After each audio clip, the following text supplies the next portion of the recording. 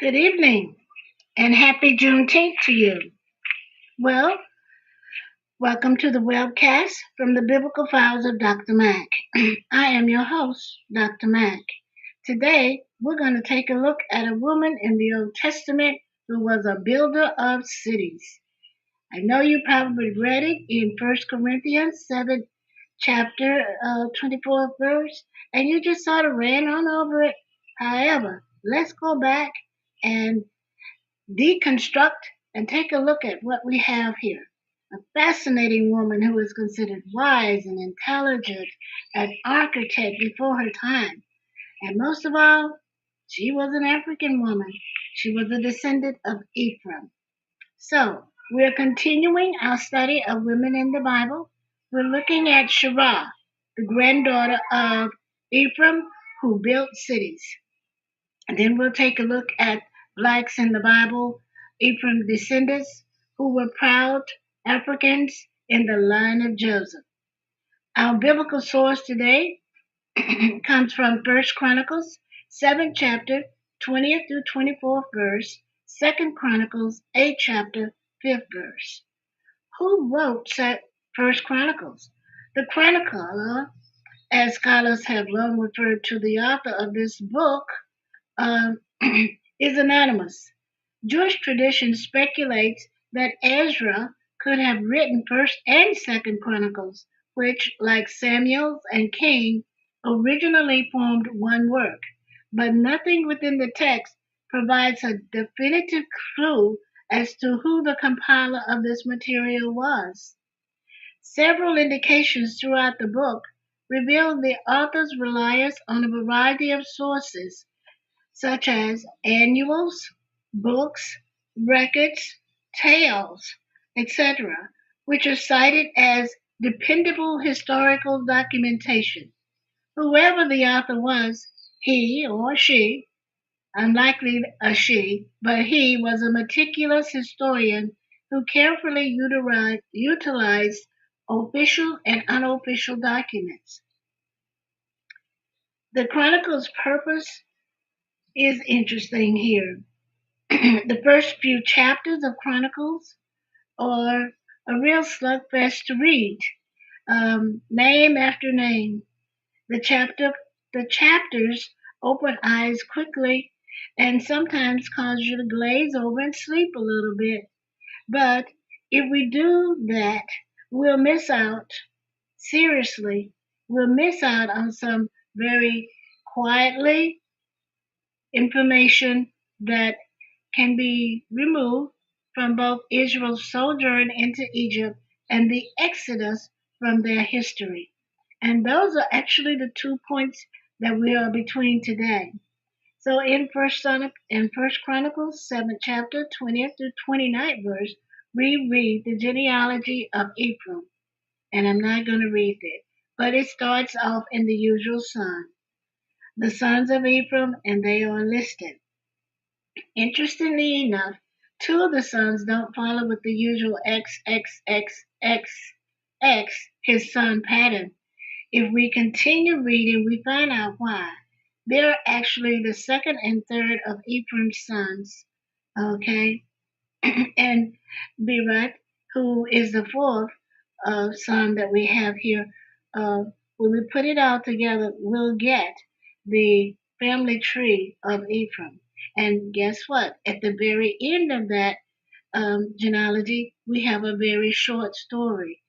And if we continue reading, we get stopped halfway through verse 21 and 24. And we have a very quiet connection here. So let's just take a look at 21b to 23. Now the people of God who were born in the land killed them because they came down to raid cattle. And their father Ephraim mourned many days, and his brothers came to comfort him. Ephraim went to his wife, and she conceived and bore a son. And they named him Berat, because of disaster had befallen the house, and there was sad tragedy therein. The tragedy that had come to Ethan was the death of his sons who were killed. In Texas, we call that, cattle rustling.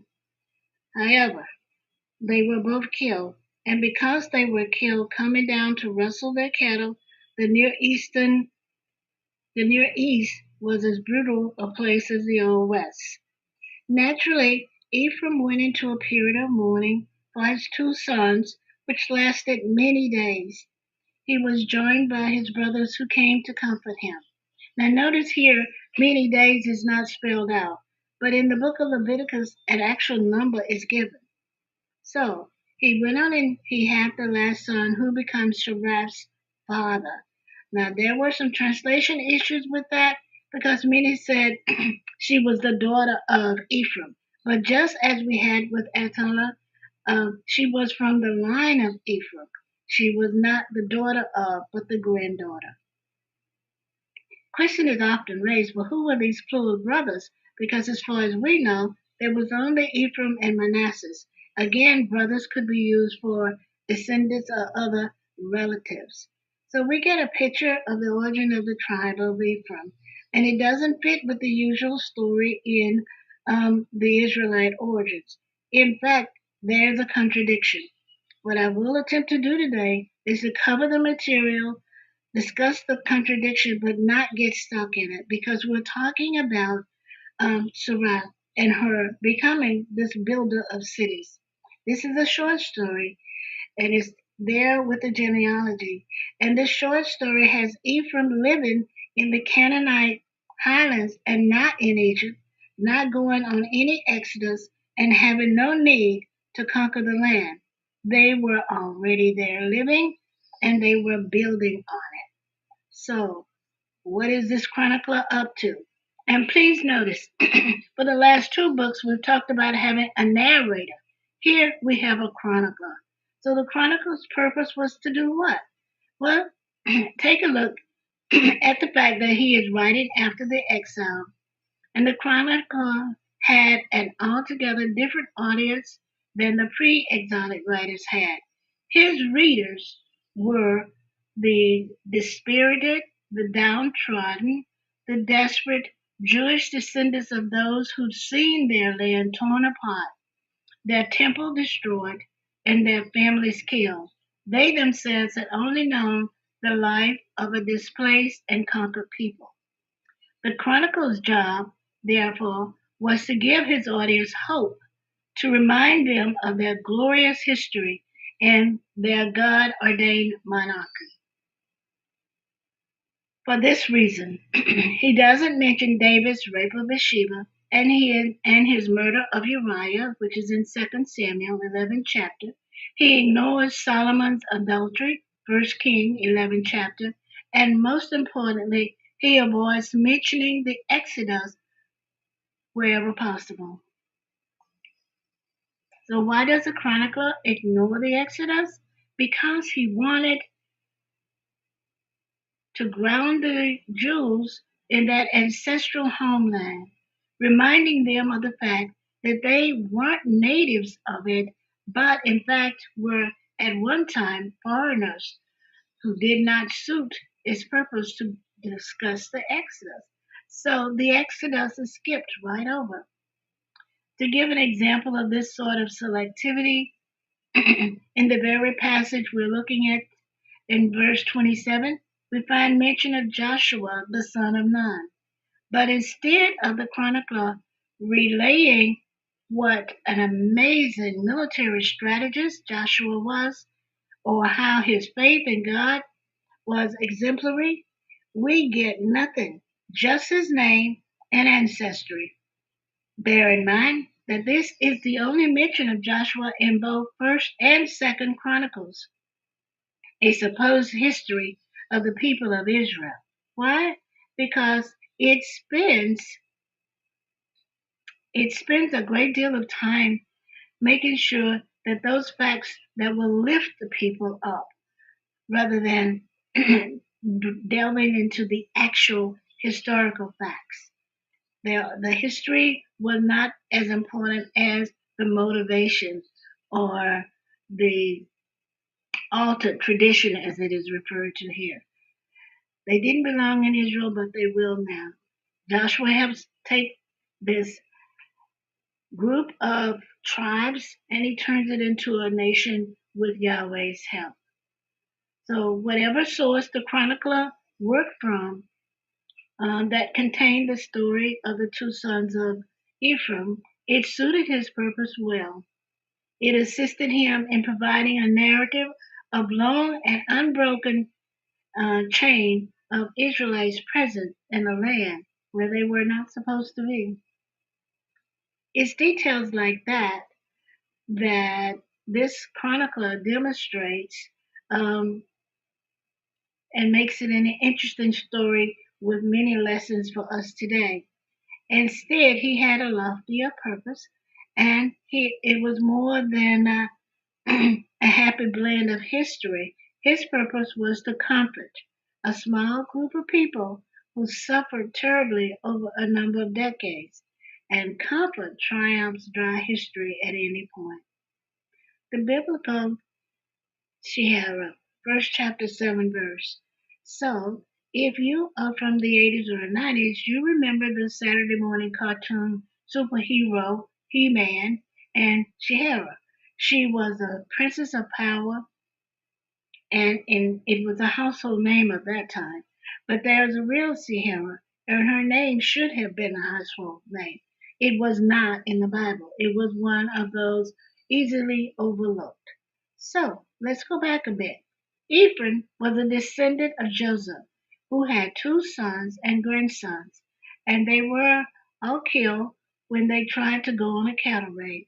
Their father Ephraim mourned them a long time because of them he was sorry. His brothers, quote unquote, came to comfort him. So after a season, he and his wife conceived a son, a young son, whose name can easily be translated into misfortune. And because of his sorrow of his previous sons, he was despondent. But his son had a daughter, and he named her Sheerah. Interestingly enough, Sarah, that while we don't know much about her, we have a little snippet that she built three cities, Lower and Upper Beth Horon and Usen Shahara. Lower and Upper Beth Horon were built on the hillsides. The third city, named after her, which is what men often do, and is translated to listen to the rest, listen to the body, means to listen to Sahara or listen to the leaven. But regardless of what it translates into, this was a woman builder who built three cities, which was something unheard of in ancient Israel. I'm sure she was scoffed at, she was belittled, and she was subject to many conversations. But you know what? The woman built three cities. That's amazing, considering the times she really was a superpower. So, the sons of Ephraim were famous for their wealth, their power, and their prowess. But though they are noted for insolence, too much pride, and being quarrelsome. That's one of the scholars' definition or description of that. Regarding the content and the background of First Chronicles, we know pretty much that it is history of God's people and how God's plan for redemption had been revealed through these events.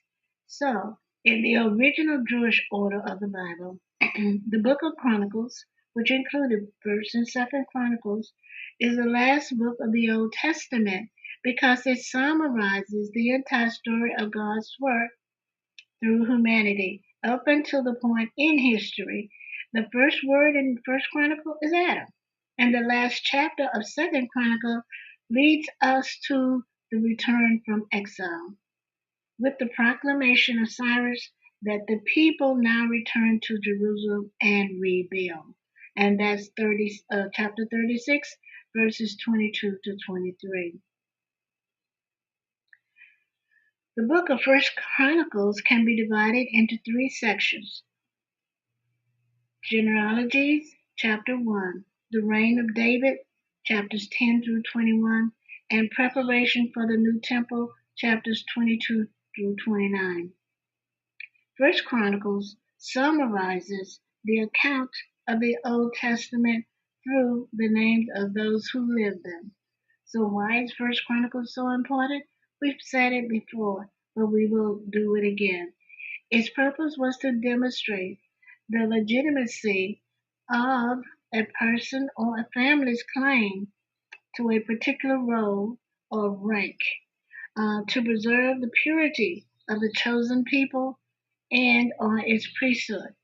By the way, the whole of First Chronicles is told through the lens of the priesthood, which is something that we've not had before, to affirm the continuation of the people of God despite expulsion from the promised land.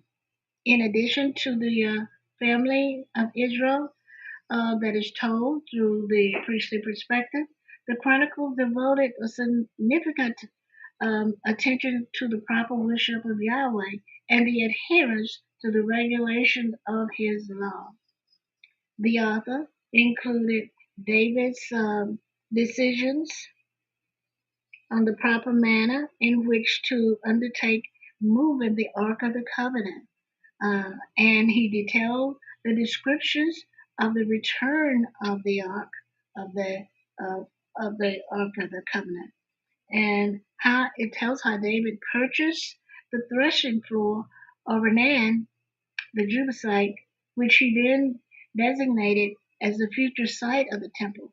Now we keep in mind that David desired to build the temple, but God revealed to him that he would not build it, that his son Solomon would have that honor.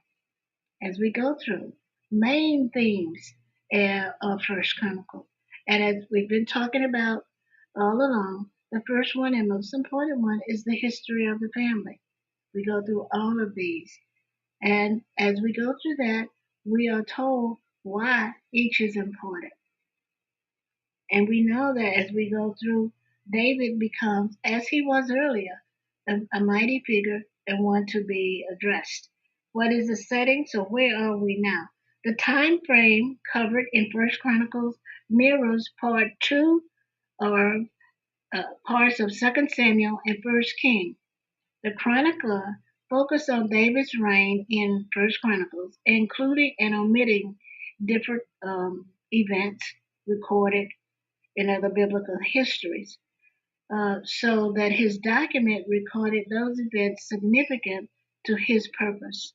And as we've said earlier, he left off those things that would be considered wicked. For example, the quote unquote rape of Bathsheba by David, or the death of Uriah at David's command, Solomon's fall into adultery, did not cover those. Again, you are given a document that should include mostly positive things because you're trying to uplift those who are coming out of exile.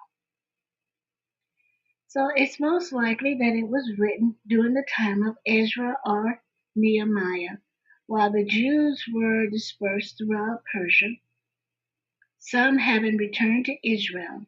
There is archaeological evidence to support this premise because there have been fragments of an actual manuscript found, and it makes the date of the Persian period 538 to 333 BC almost certain.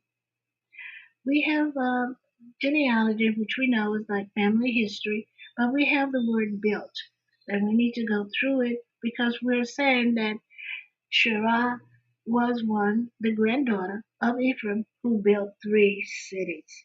So, the verse that is part of a record today, we have the 12 tribes of Israel, which was found in several books of the Old Testament. The purpose of these records was to trace the lineage of Israel's ancestors and to establish their right to the land that God had promised them. Now keep in mind, this promise goes all the way back to Abraham in Genesis. It goes all the way back.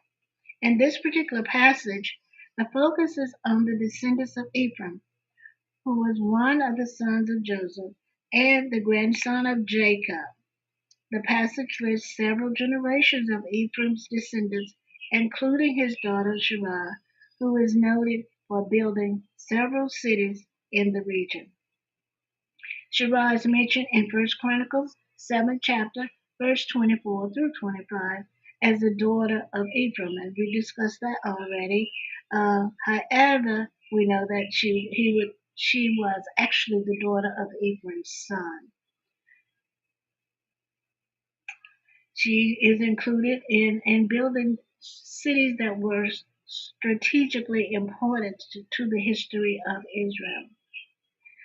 The Bible does not record the record of the tribe of Ephraim, but that she was important for her name to have been mentioned as a part of his descendants.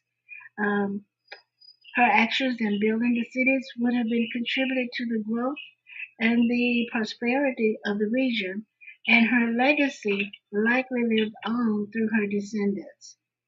It is interesting to note that Sheerah is one of the few women mentioned in the records of the Old Testament. This reflects the patriarchal nature of the ancient Israelite society, in which men held most of the positions of power and authority. However, the inclusion of a woman like Sheerah in in the genealogy suggests that women played an important role in the history and the development of the Israelite tribe.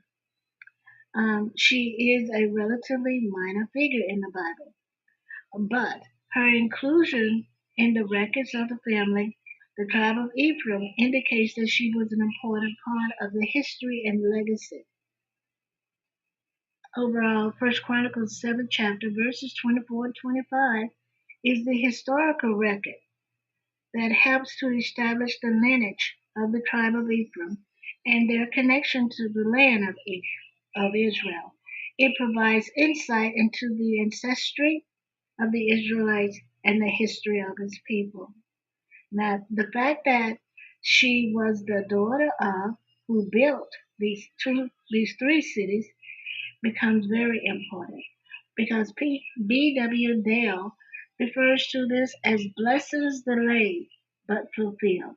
The whole of First Chronicles verses 7 through 8, uh, um, Dale talks about this. He starts with analyzing the before Jacob died, the blessings that Jacob gave to his sons, which would later have gone to his offsprings, and the fact that the mourning that was being done by Ephraim in many ways was a fact that he felt that this blessing that he'd been given, that he would that his offsprings would become a multitude of nations, would not be fulfilled because these two had been killed. But having been able to conceive with his wife again and to give birth and have this daughter come who builds cities, this becomes an important fact. So this is it's sort of a blessing delay. Truly, it is a blessing delay that was fulfilled. Now, there are many questions about why they were in Egypt already. They were out of Egypt, but also in the land of Canaan, and Joshua hadn't divided up the land. But we'll talk a moment about that. It's under the they who never went to Egypt, or they who left early from Egypt. The fact that they conceived and the daughter became a builder. Now, the whole of First Corinthians and Second Corinthians compresses time. You have to be careful as you go through and read the verses. So, Sheerah is either a much later descendant of Ephraim, or Sheerah's descendants are intended for she or they would have built the cities that she started in the early days. And we are talking about the conquest, um, Joseph's conquest of the Canaanite land. And we're talking about a span of 400 years here. So Joseph also lived at the time of the conquest. We mentioned that earlier that he too, Joseph the son of Nun, is listed in the family ancestry or the line that we have there. So the city building in this family and Sheerah's role in it becomes part of the nation building of Joshua. His descendants became so numerous that the name Ephraim became to stand in for the entire northern kingdom. So that promise was fulfilled. God did keep his promise Sometimes when the promise is delayed, in a case like this where where the person loses faith and they begin to grieve, they think that the promise will never be fulfilled. But that's just half the story. One of the things that God is saying, and He tried to teach the Israelites from Genesis on, that if I promise you I will deliver, but it's a two-sided sword. You must do what you need to do, that you promised to do. So Jacob had foretold that the seed of Ephraim should become a multitude of nations. Go back to Genesis 48, 19th verse. And yet, the plant is thus nipped in the bud. I love that line. God provided, God's providence often seems to contradict his promises. But when they do so, they really magnify the promise and make the performance of it notwithstanding so much more illustrious. And that's how Matthew Henry, the commentator, the biblical commentator, refers to this part of the text. Now, we go back and we look at the format of, well, we're looking at First Chronicles 7 chapter. We have the ancestry, then we have the short story, and actually it's just on a line almost. And here's Sheerah, and she was a builder of cities, and she built these three cities. Okay, we've taken a look at the purpose that he gave, and we've had a chance to take a look at her brothers. Now, nothing, very little is said about her brothers and what they accomplished, or if they accomplished anything. But we'll take a look at what the Norwalk Christian Church said as they were doing Sheerah's story. And they went from First Chronicles 7, chapter 20th to 24th verse.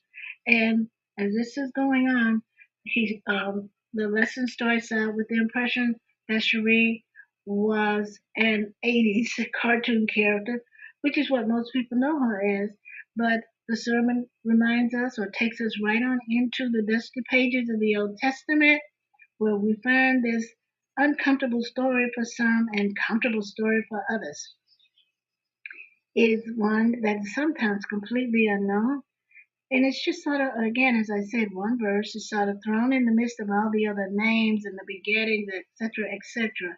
So I heard of Sheerah, he quotes, Sheerah's family, her grandfather, her great grandfather, but I wasn't clear about what her uncles had done or what she had done. And he goes back, talks a little bit about Joseph, talks about Ephraim and grieving. And the text is very clear that she is the granddaughter, not the daughter thereof. And by the way, her name can be translated many ways. And one of the translations is that she's a remnant, because she's born so late to Ephraim and his wife. His wife's name is never mentioned. She's only mentioned in that little segment that said, and he went unto his wife. She's not given, she's an unnamed character, as it were, a truly hidden voice. Although that story is very brief about the building of the cities, but it's told to us so that we understand the legacy of the ancient world, and that having her being credited, it makes sure that she's never forgotten. So it's very much like being recognized for a work that you had done, or like the three women in the movie Hidden Figures. We knew who the astronauts were, John Glenn and Neil Armstrong, but we never knew about Catherine, Mary, or Dorothy until the movie was released. Just as we're hoping that as you hear the story of Sheerah today, you will remember Upper and Lower Beth Horon, as well as Usama Sheerah. Now, the third city that's mentioned is not one that you can find today, but there's so much history associated, a legacy associated with the first two.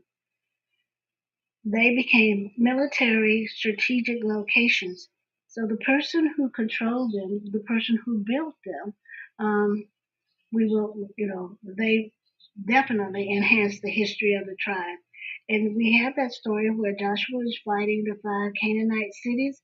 Supposedly, physical location for that battle was there. And I love the line in there where God called the sun to stand still. And he rained down stones. And for a while there, as a young reader, I was like, he rained down stones. It never occurred to me, but the characters say he rained down hailstones on the enemies, and Joshua was the victor, as well as the whole nation of Israel. But she was a wise, powerful woman who tells us today that if something that we want to do or feel that we can do that will enhance our families, our country, our nation, then it's something that we should do. So, in order for her to do that, she had to have a dream to build a city. She had to envision where she was going to dig down, how she was going to lay her trenches, and how she was going to contain her water. Where would she get the people to do the work? Would the men follow her? In other words, she had to recruit and inspire a team of people who had and shared her vision. She was able to do all these things. So listen to Sheerah. This was a wise woman who held the way, overcoming pain in her family, because you get to know that they were not always encouraging, who built a new story and a new legacy for a country that needed both. Eric Richard, Sheerah, the unknown city builder, the woman of First Chronicles 7:24, he takes a look at the ancestries there, and he talks about the legacy of what women could and could not do. You either worked in the traditional roles, he refers to it as A, they worked in the traditional roles, or B, they were outside and they did the work that was traditional to men. Very few of them did the traditional to men because it was a patriarchal society. So she was one of those who was outside, who did those traditional things. He also discusses the relationship between Ephraim and his brother Manasseh, but with his mentioning of Sheerah after the brief narrative and the circumstances that led to the birth of her father, Ephraim's last son, she is described as his daughter. Therefore, I go with the assumption, I go with the textual evidence that she is the daughter, the granddaughter of Ephraim. And she is referred to as one of those who um, was a contrast to the other members of her family, and the fact that she was not the last child, but she is one who upheld the name of her grandfather. Her brother actually was the last child. At each point in this story, in what we can get of this story, we see that it's almost as if she's struggling to overcome the fact that her father was born at a time when her grandfather was grieving by the name he is given. Sort of a tragic, miserable, drama piece that goes on. Now there's another Shemed mentioned here who built only two cities. He was a man, she was a woman. And then we have other daughters mentioned in the book of Nehemiah. We have the daughters going out to help shore up the walls of Jerusalem. But we are talking about a woman who built, who had to find a location or found a location that was already occupied. Now, this is something else that was already occupied by Canaanites who were no longer there. And to build means to restore. It means to repair, to fix up, to fortify. Because there are those scholars who say, well, she didn't build them because Solomon had to go back and rebuild them. He did not rebuild them. He repaired what was already there, and he considered them to be excellent uh, fortresses. He did put in gates and he did put in towers. Doesn't say that she did not put in gates and towers. Upper and lower cities were like 1.5 miles away from each other, 2.5 kilometers in distance. But the location of the city that bore her name it no longer exists. However, you can go and see remnants of the two that she built now. They are still part of the Israeli landscape, well, Palestine landscape at this point.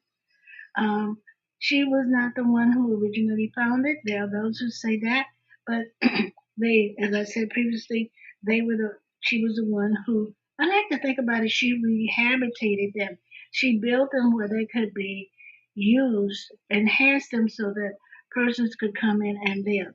Not only did she build the cities, she also built the little villages around them, and by controlling them, it served, first, it was important because it was a trade route. So it made sure that the monies were always coming in. And we talked about the military advantages that were there at all times. And, um, you know, anyone coming up that coastline, it had the only road that went up that mountain. And Solomon called her a wise woman. And that's really an important situation. If you want to think of her as a developer, you can do that. For those, it is sometimes easier to see her as an urban developer, although the word urban did not exist at that point. Um, but she was a developer. She did what needed to be done. And one of the most interesting things that I did find was Willa Gaffrey. She built a city, Sheerah, the biblical city builder. And this is a sermon.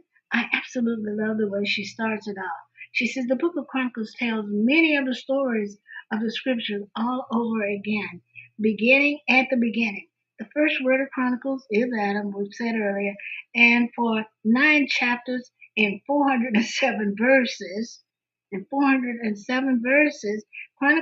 Chronicles the people of the scripture in the genealogy that runs from Adam to Saul's great 7 great grandsons.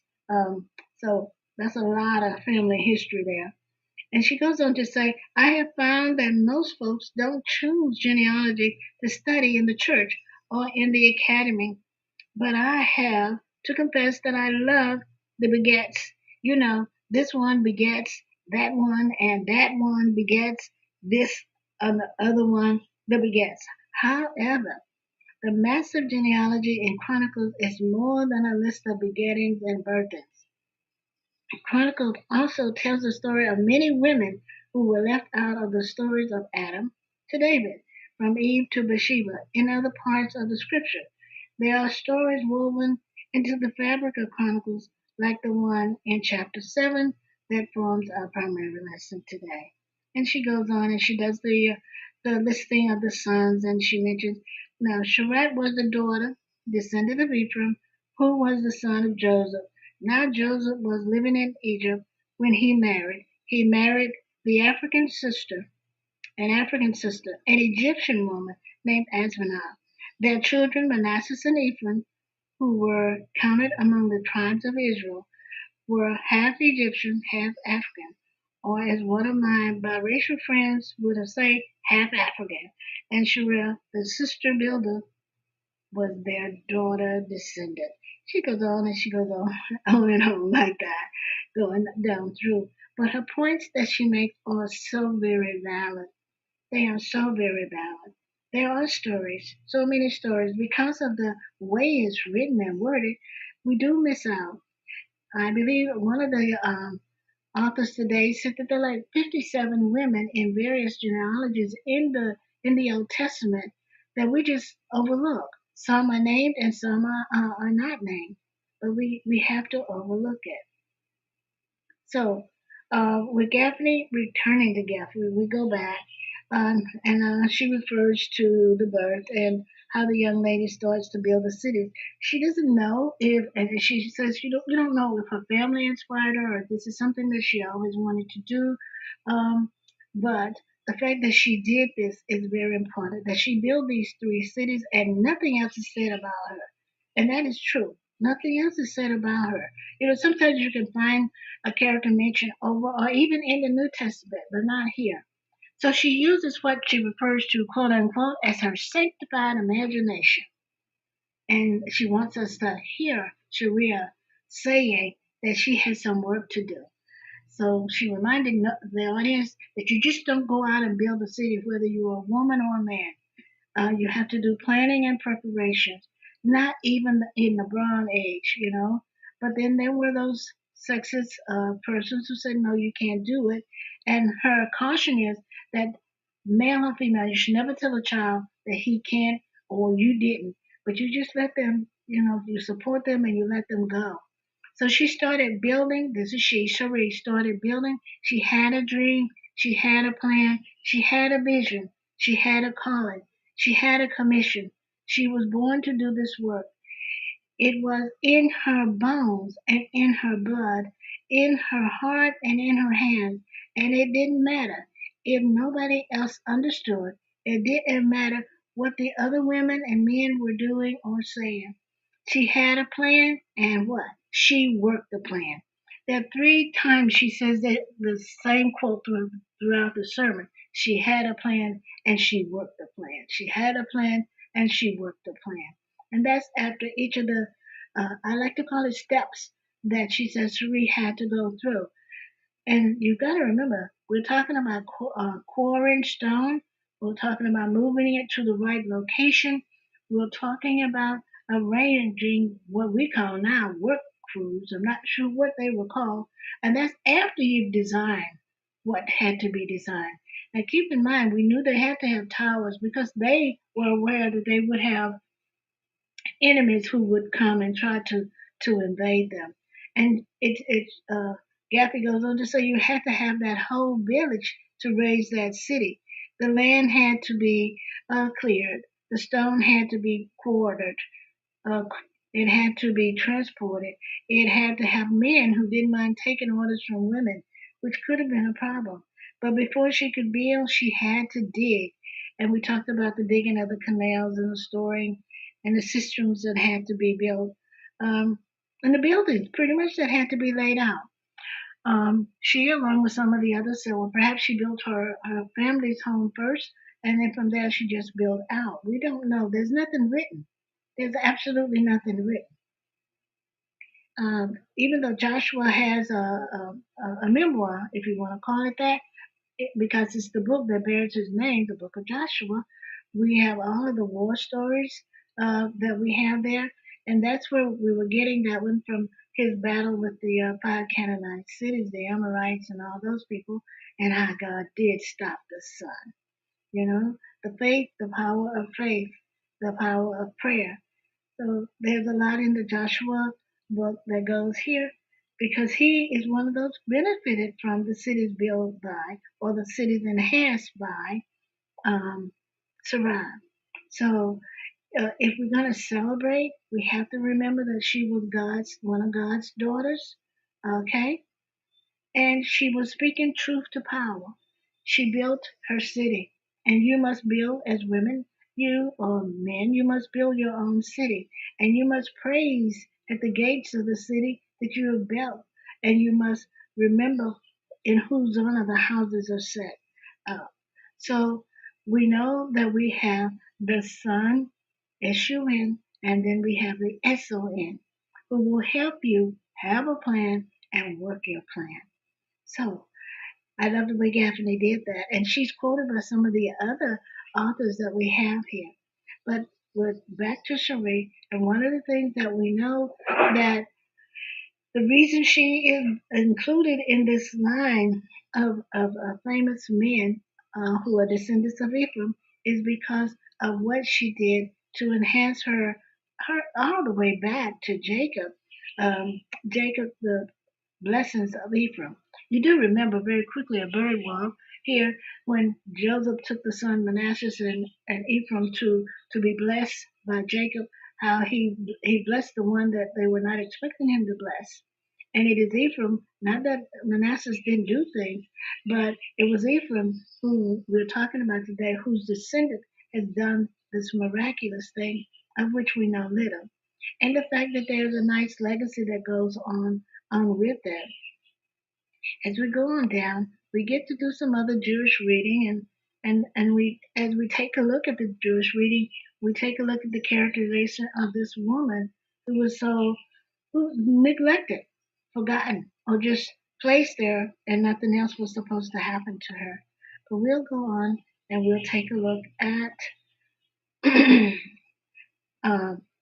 what the ancient writers had said about him, about Ephraim himself, and they refer to him as the Ephraimites.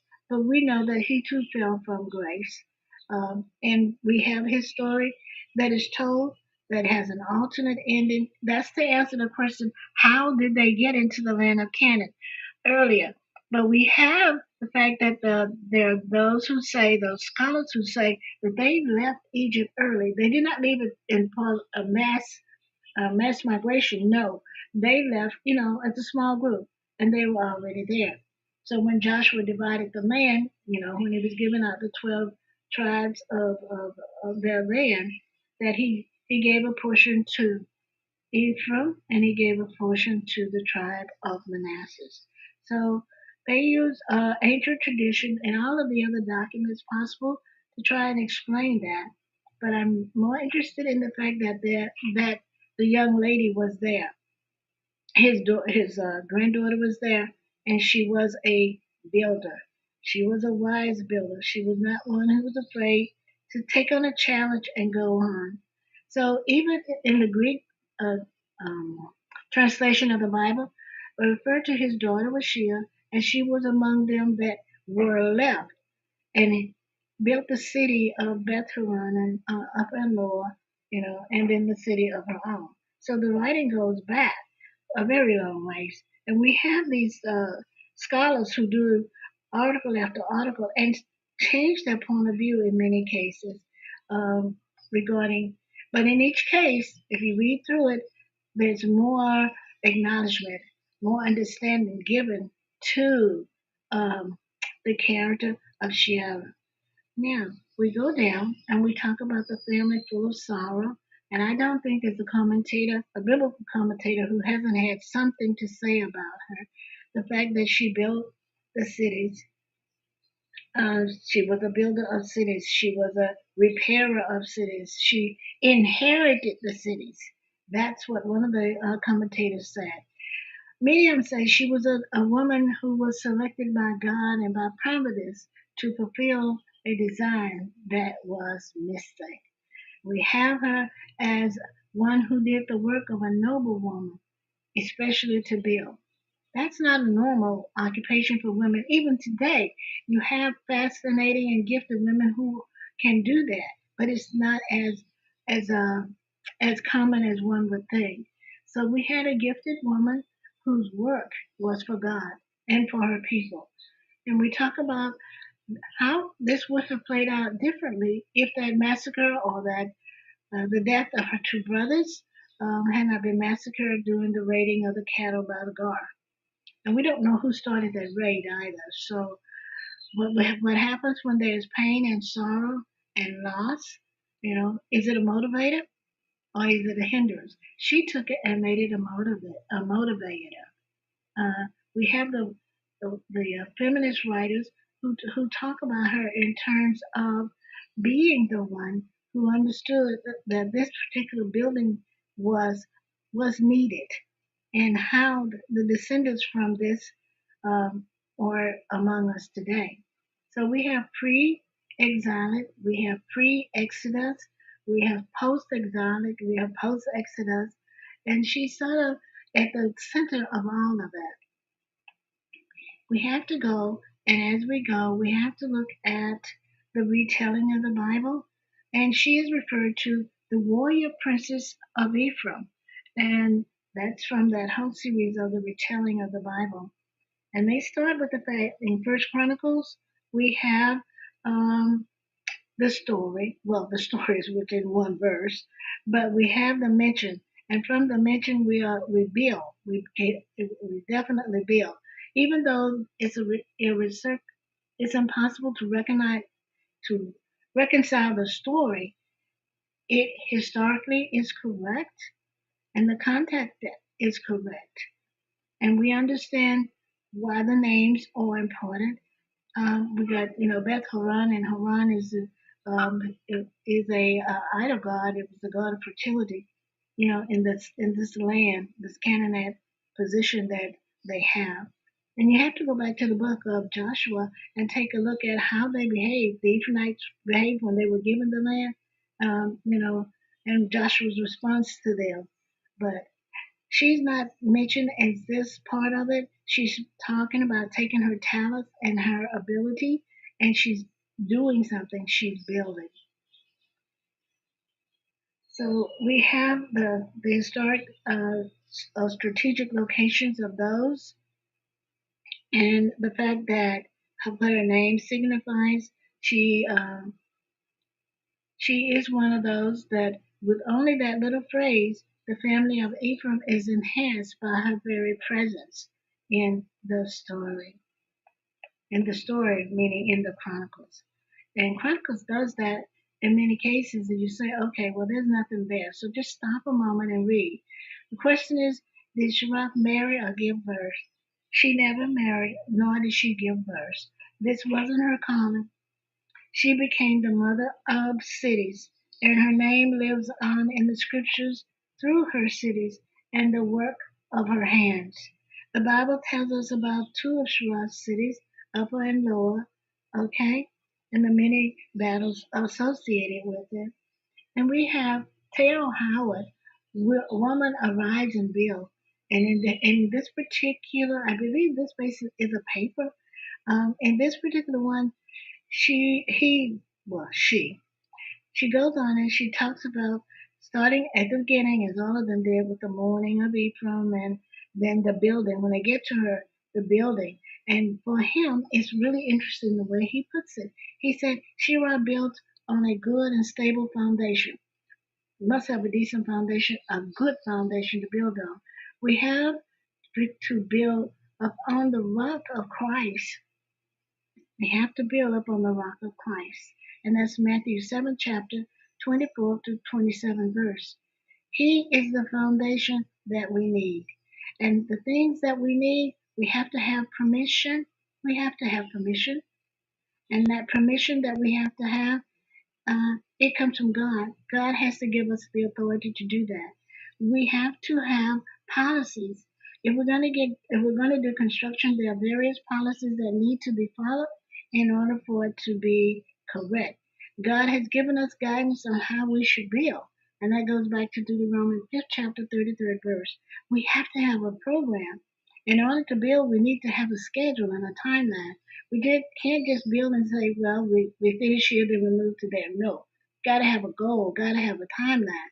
The goal and the vision need to be put down, and that we can go there to Ecclesiastes 3rd chapter 3rd verse. We have to have procedure. To build, there needs to be a schedule, well, timetable, that's program. But procedure is there's a right and a wrong way to build. Therefore, if one needs to be sensitive to the other in order for us to be effective and to build what needs to be built, and that's Exodus 25 and 40. We have to have perspective. Sheerah had visions to work on the intangible and the tangible. Okay? It wasn't a dream anymore. Take a look at Luke 1st chapter 45th verse, John 20th chapter 29th verse. There must be a process. There's always a process of building. Everything cannot be done quickly. Psalms 127 and 1. We have to have passion. As builders, there needs to be a passion for the things of God. That passion should be a prayer. It should be prayer led. And then we can go about our Father's business. That's Isaiah 32:12 through 13. We have to have participation. Remember, we said we needed the whole village in order to get this done. That participation, in order to build, there needs to be participation. We can't build on our own. We can't do it alone. And we have to look at Ecclesiastes 4, 9 through 12, Amos 3 and 3. We have to have a pocket. Before building, there needs to be an investment. The project needs to be assessed before we begin. Luke 14, 18, 28 and 3. We have to have a plan. In order to build, there needs to be some sort of plan. And you have to have a way of getting to the end of it. As in Job 23 and 10, in the beginning, we know what we want to create. We need to know what happens in the middle and then at the very end. Those are the things that we have to have in order to get things done. And that's a quote from Felicity Dale, The Tale of a Woman in Two Villages. And she's talking about the villages that exist today. We have Howard Budd Jr., who talks about a woman made project, which was a high calling. It was Sheerah and the things that she needed to do. And she was the builder of the three cities. She was a valiant woman in the Bible. And the city building that she did, It has been expressed as well as in conferences like Dressed Up for Women's History Month or in podcasts outpouring the potentials of this unknown woman. Um, this was a valiant woman in the Bible. So it makes it pretty interesting as we go through and as we get through. I have as many questions now as I had when I started, but I feel that I know more. And the fact that a woman in the Bible whose name was Sheerah, who was blessed by God, who now leaves a legacy not only to Israel, but to all of us who have faith, to all of us who must believe. Now, if we have to learn something, we have to learn that we're not looking at our past to point out the error. We always look at our past in order to see the future. The fact that you may have missed it, but Sheerah, whose whose grandmother was Egyptian, and she is recorded in biblical history as Africans. We will talk more about Africans in the Old Testament as we come um, in the future. But we have to take a look at daughterhood. Sheerah is one of those daughters who acted upon her own initiative. It says nowhere in the Bible that she was encouraged by her father, nor does it say that he was indifferent to what she was trying to do, nor does it say that she had a defiant personality, but it does indicate that she had a strategic plan and that because of her plan, she united part of Israel that existed in the way that no one else had. She arranged the materials, the stone, the mortar, the temple. She took the tools that were her available to her, and she set forth a responsibility to do the building and constructing that would later become part of our legacy today. Fathers endeavor to do many things for her daughter, but you have to know that under the topic of daughterhood, empowerment is one of those, and there's also a time to lament and a time to question. There's a beautiful piece by Bradley Wright, who wrote of Sheerah, the grieving woman, the builder of cities. And very quickly I will go through it. And she talks about the death of her sister. Her sister is killed in a car wreck, and she leaves behind three children. And she says, looking at verses 22 and 23, their father Ephraim mourned for many days, and his relatives came to comfort him. Then he made love to his wife again, and she became pregnant and had the son. And she goes on. And every time they called the new baby's name, it would have been a painless reminder to the family as unlucky. Bad stuff, painful truth, real life. Descendants of the great Father Abraham, Isaac, and grandfather Jacob, they probably felt certain of a hope-filled destiny, a proud heritage to uphold and continue. But now tragedy and shame hit like a tsunami. So in the very next verse, she goes on in verse 24, his daughter Sheerah, who built Lower and Upper Bethuman, as well as Asan Sheerah, it is as if, oh, Ephraim had a daughter too, and her name was Sheerah. Usually daughter of wives weren't even mentioned, much less given a name. But she built three cities. Tragedy had stricken the city. It was both raw and both sweet. So she thinks of her sister, Jenny, who had passed away, that she, Becky, would be able to take care of the children, her nieces and her nephews, just as Sarah had taken care of the building of the cities of which she was given the responsibility. Life lesson, a past pointing to Christ, a reason for hope. Even when we don't see it, God is at work. And the lessons that we learn, well, we learn the dangers of adultery and disobedience. Again, same lesson, almost always. The importance of listening to God's warnings, the hope and repentance of restoration. And her legacy can be summed up, and please take the time to read it in starting in First Chronicles 29. And it's David's magnificent prayer, 29, starting at verse 10. Verse 10.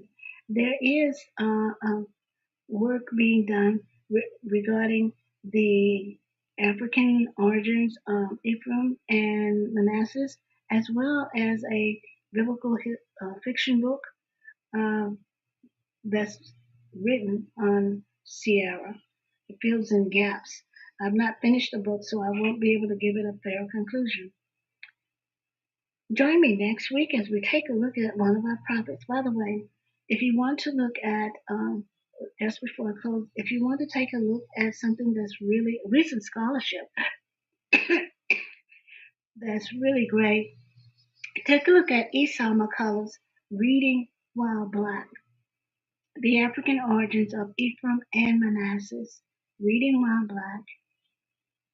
It's done from the Black perspective, and it's very interesting. So join me next week for Hutla. We're going to take a look at one of our prophetess.